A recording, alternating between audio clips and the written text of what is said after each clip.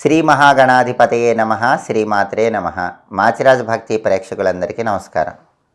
నవగ్రహాలలో శుక్రుడు జనవరి 13వ తేదీ తెల్లవారుజామున 3:40 ధనుస్సు రాశిలో నుంచి మకర రాశిలోకి మారుతున్నాడు. అంటే శుక్రుడి మకర సంక్రమణం జరుగుతోంది. శుక్రుడి సంచారంలో మార్పు జరిగి ధనుస్సు నుంచి మకర రాశిలోకి ప్రవేశిస్తున్నాడు.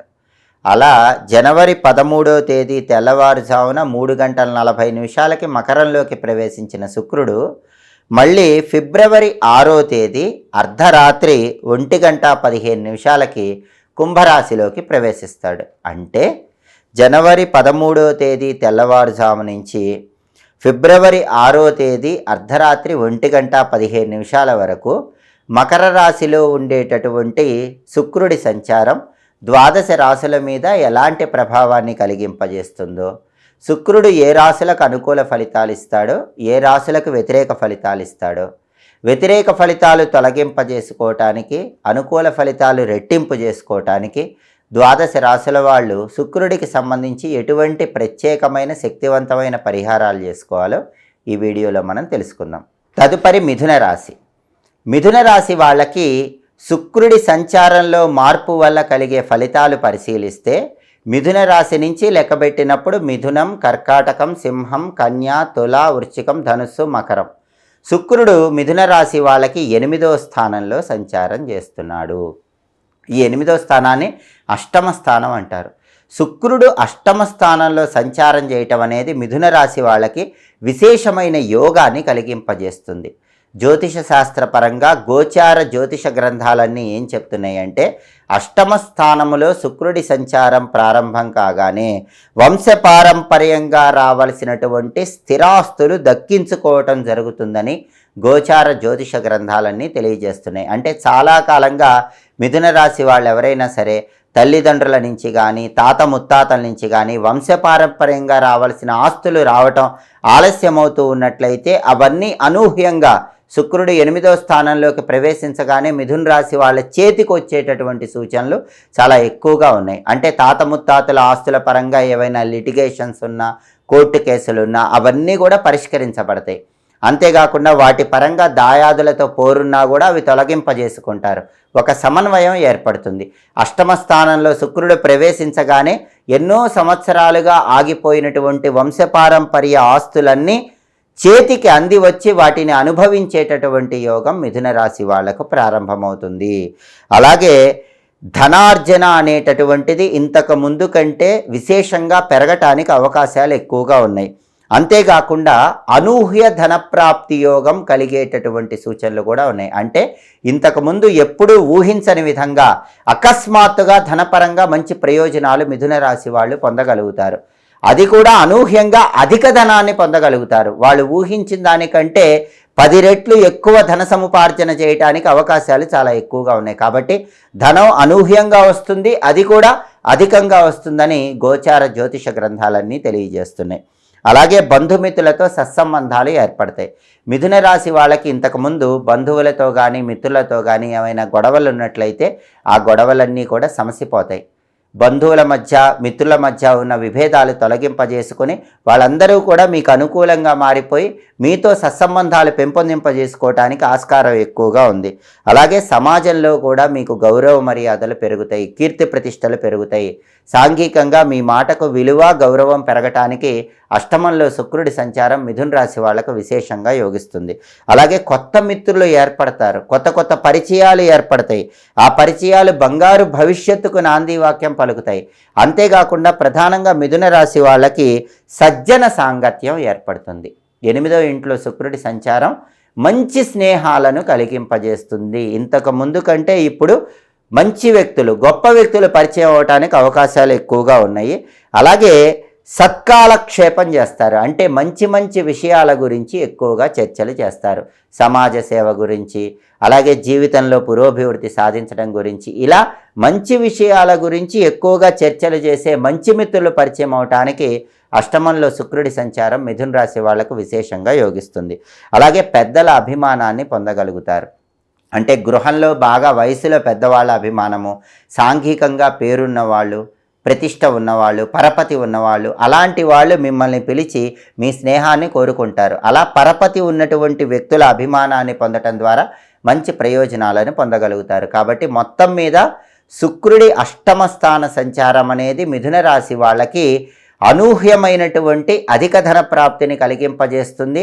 ఎన్నో సంవత్సరాలుగా రావాల్సినటువంటి వంశపారంపర్య ఆస్తులు తొందరగా సంక్రమించేలాగా చేస్తుంది. శుక్రుడి అష్టమ సంచారం ఇంకా రెట్టింపు అనుకూల ఫలితాలను ఇవ్వాలంటే, ఇంకా శుక్రుడు విశేషమైన అద్భుత ఫలితాలను మీకు కలిగింపజేయాలంటే శుక్రుడికి సంబంధించిన ప్రత్యేకమైన పరిహారాలు చేసుకోవాలి. ఆ పరిహారాలు చేసుకుంటే ఇంకా రెట్టింపు యోగాన్ని శుక్రుడు మిథున రాశి వాళ్లకు కలిగింపజేస్తాడు. గోచార పరంగా శుక్రుడిచ్చే వ్యతిరేక ఫలితాలు తొలగింపజేసుకోవటానికి, శుక్రుడు ఇచ్చే అనుకూల ఫలితాలు రెట్టింపు చేసుకోవటానికి ద్వాదశ రాశుల వాళ్ళు శుక్రుడికి సంబంధించిన ప్రత్యేకమైన శక్తివంతమైన పరిహారాలు చేసుకోవాలి. శుక్రుడిచ్చే వ్యతిరేక ఫలితాలన్నీ పోగొట్టుకొని సంపూర్ణంగా అనుకూల ఫలితాలు రెట్టింపు చేసుకోవాలంటే శుక్రుడు మకర రాశిలో ఉన్నంత కాలం ప్రతిరోజు కూడా స్నానం చేసే నీటిలో కొద్దిగా కుంకుమ పువ్వు పొడి కలుపుకొని ఆ నీళ్లతో స్నానం చేయాలి. ఎందుకంటే కుంకుమ పువ్వు అంటే నవగ్రహాల్లో శుక్రుడికి ఎంతో ప్రీతిపాత్రం.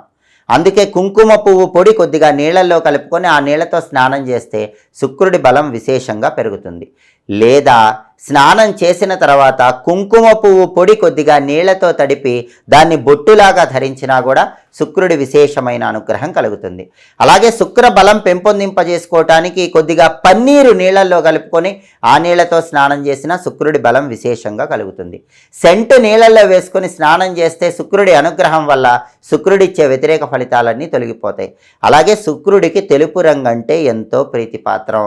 అందుకే ప్రతిరోజు కూడా శుక్రుడు ఈ మకర రాశిలో ఉన్నంత కాలం శుక్రుడిచ్చే వ్యతిరేక ఫలితాలు పోవటానికి, అనుకూల ఫలితాలు రెట్టింపు కావటానికి తెల్లటి పుష్పాలు 1 లేదా 2 నీళ్లలో కలుపుకొని ఆ నీళ్లతో స్నానం చేయాలి. సాధ్యమైనంత వరకు తెలుపు రంగు వస్త్రాలు ధరిస్తూ ఉండాలి. తెలుపు రంగు వస్త్రాలు ధరిస్తే శుక్రుడి బలం పెరుగుతుంది.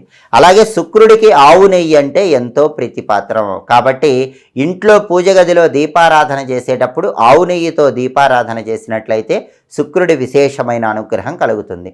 అలాగే నవగ్రహాల్లో శుక్రుడికి ప్రీతిపాత్రమైన ధాన్యం అలసందలు అంటే బొబ్బర్లు. కాబట్టి ఏ రోజైనా సరే పంచాంగం చూసుకొని శుక్రహోర ఎప్పుడుందో చూసుకోండి.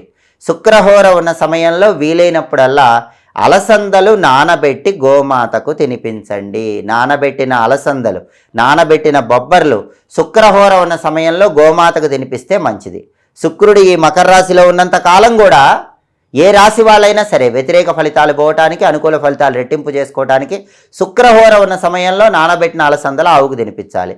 అయితే శుక్రవారం అయితే శుక్రహోర ఉదయం 6 నుంచి 7 మధ్యలో, మధ్యాహ్నం 1 నుంచి 2 మధ్యలో, రాత్రి 8 నుంచి 9 మధ్యలో ఉంటుంది. మిగిలిన రోజుల్లో అయితే ప్రత్యేకమైన సమయాల్లో ఉంటుంది. పంచాంగం చూసుకొని ఏ సమయంలో శుక్రహోర ఉంటే ఆ సమయంలో నానబెట్టిన బొబ్బర్లు ఆవుకు పెట్టండి. ఈ సమయంలో ఎప్పుడైనా సరే శుక్రహోరలో అలసందలు దానం ఇచ్చినా కూడా అద్భుత ఫలితాలు కలుగుతాయి. 1.25 కేజీ అలసందలు తెలుపు వస్త్రంలో మూటగట్టి దానం ఇవ్వటం ద్వారా కూడా శుక్రుడిచ్చే వ్యతిరేక ఫలితాలు తొలగిపోయి అనుకూల ఫలితాలు పొందవచ్చు. అలాగే శుక్రుడికి ఎంతో ప్రీతిపాత్రమైనది ఆవు పెరుగు. కాబట్టి ఆవు పెరుగు కూడా ఒకసారి దానమిస్తే ఉత్తమ ఫలితాలు కలుగుతాయి. ఇంకా మీకు వీలైతే ఒక అరటి ఆకు తీసుకొని ఆ అరటి ఆకులో 1 కేజీ బియ్యము, 1 సెంటు బాటిలు, కుంకుమ పువ్వు ప్యాకెట్టు వీటిని ఉంచి, ఇంకా వీలైతే తెల్లటి వస్త్రాలు ఉంచి ఎవరైనా బ్రాహ్మణుడికి మీ చేత్తో శుక్రహోరలో దానం ఇవ్వండి. ఏ రోజైనా శుక్రహోర ఉన్నప్పుడు దానం ఇవ్వండి. శుక్రవారం అయితే ఉదయం 6 నుంచి 7 మధ్యలో, మధ్యాహ్నం 1 నుంచి 2 మధ్యలో, రాత్రి 8 నుంచి 9 మధ్యలో ఉన్న శుక్రహోరలో దానం ఇవ్వండి. ఈ శక్తివంతమైన దానం శుక్రుడిచ్చే వ్యతిరేక ఫలితాలు సంపూర్ణంగా తొలగింపజేస్తుంది, పూర్తిగా అనుకూల ఫలితాలు అందింపజేస్తుంది. అలాగే శుక్రుడి అనుగ్రహం కలగాలంటే శుక్రుడు మకర రాశిలో ఉన్నటువంటి ఈ సమయంలో వచ్చే ఏ శుక్రవారమైనా ఉపవాసం ఉండండి. అలా ఉపవాసం ఉండి ఆ రోజు రాత్రికి పాలతో చేసినటువంటి పరవాన్నం మాత్రమే ఆహారంగా స్వీకరించండి. ఇది శుక్రగ్రహానికి ప్రీతిపాత్రమైన ఉపవాసం అవుతుంది. శుక్రుడు మకర రాశిలో ఉన్న ఈ సమయంలో అంటే ప్రధానంగా జనవరి 13వ తేదీ నుంచి ఫిబ్రవరి 6వ తేదీ మధ్యలో వచ్చే శుక్రవారాలు ఉపవాసం ఉండండి. రాత్రికి పాలతో చేసినటువంటి పరవాన్నం ఆహారంగా స్వీకరించండి. దానివల్ల సంపూర్ణంగా శుక్రుడి అనుగ్రహం కలిగి వ్యతిరేక ఫలితాలు తొలగిపోతాయి. అలాగే శుక్రుడికి అధిష్టాన దైవం రాజరాజేశ్వరి అమ్మవారు. ప్రతిరోజు కూడా రాజరాజేశ్వరి అష్టకాన్ని చదివినా విన్నా శుక్రుడిచ్చే వ్యతిరేక ఫలితాలన్నీ తొలగిపోతాయి. శుక్రుడు సంపూర్ణంగా అనుకూల ఫలితాలే ఇస్తాడు, వ్యతిరేక ఫలితాల నుంచి బయటపడేస్తాడు. రాజరాజేశ్వరి అష్టకం మొత్తం చదువుకోలేని వాళ్ళు ఓం శ్రీ రాజమాతంగ్యై నమః అనే మంత్రాన్ని రోజు 21 సార్లు చదువుకున్నా శుక్రుడిచ్చే వ్యతిరేక ఫలితాలు తొలగిపోతాయి. లేదా శ్రీమాత్రే నమః అనే మంత్రాన్ని రోజు 21 సార్లు చదువుకున్నా శుక్రుడిచ్చే వ్యతిరేక ఫలితాలు తొలగిపోతాయి. వీలైనప్పుడల్లా లలితా సహస్రనామ స్తోత్రాన్ని వింటూ ఉండండి. ఎందుకంటే శుక్రుడికి అధిష్టాన దైవం లలిత అమ్మవారు, రాజరాజేశ్వరి అమ్మవారు. అందుకే లలితా సహస్రనామ పారాయణ విన్నా, రాజరాజేశ్వరి అష్టకాన్ని చదివినా విన్నా శుక్రుడు సంపూర్ణంగా యోగిస్తాడు. శుక్రుడిచ్చే వ్యతిరేక ఫలితాలు తొలగిపోయి అనుకూల ఫలితాలు పొందవచ్చు. స్తోత్రాలు చదవలేని వాళ్ళు, వినడానికి సమయం లేని వాళ్ళు ఓం శ్రీ రాజమాతంగ్యై నమః, శ్రీమాత్రే నమః వీలైనన్ని సార్లు చదువుకోండి. వీలైనప్పుడు అమ్మవారి ఆలయానికి వెళ్ళి అమ్మవారి ఆలయంలో ధ్వజస్తంభం దగ్గర ఆవు నెయ్యి దీపాన్ని వెలిగించండి. దానివల్ల కూడా సంపూర్ణంగా శుక్రుడిచ్చే వ్యతిరేక ఫలితాలు తొలగిపోయి అనుకూల ఫలితాలను పొందవచ్చు. ఇలా శుక్రుడికి సంబంధించిన శక్తివంతమైన పరిహారాలు పాటించి ఏ రాశి వాళ్ళైనా శుక్రుడిచ్చే వ్యతిరేక ఫలితాలన్నీ తొలగింపజేసుకోండి, శుక్రుడిచ్చే అనుకూల ఫలితాలు రెట్టింపు చేసుకోండి. ఎప్పటికప్పుడు ఖగోళంలో గ్రహాల సంచారంలో మార్పు గురించి తెలుసుకోవాలనుకుంటున్నారా? ఖగోళంలో గ్రహాల సంచారంలో మార్పు జరిగినప్పుడు ఆ మార్పు ఏ రాశి వాళ్ళకు అనుకూల ఫలితాలు ఇస్తుందో, ఏ రాశి వాళ్ళకి వ్యతిరేక ఫలితాలు ఇస్తుందో తెలుసుకోవాలనుకుంటున్నారా? అనుకూల ఫలితాలను రెట్టింపు చేసుకోవటానికి, వ్యతిరేక ఫలితాలు అధిగమించడానికి ఎటువంటి పరిహారాలు పాటించాలో తెలుసుకోవాలనుకుంటున్నారా? అయితే మా మాచిరాజు భక్తి ఛానల్ చూడండి. మా వీడియోస్ మీకు నచ్చినట్లయితే మా ఛానల్ లైక్ చేయండి, కామెంట్ చేయండి. మా ఛానల్ వీడియోస్ 10 మంది మిత్రులకు షేర్ చేయండి. మా ఛానల్ సబ్స్క్రైబ్ చేసుకోండి. పక్కన ఉన్న బెల్ సింబల్ నొక్కటం మాత్రం మర్చిపోకండి. సర్వే జనాః సుఖినో భవంతు. స్వస్తి.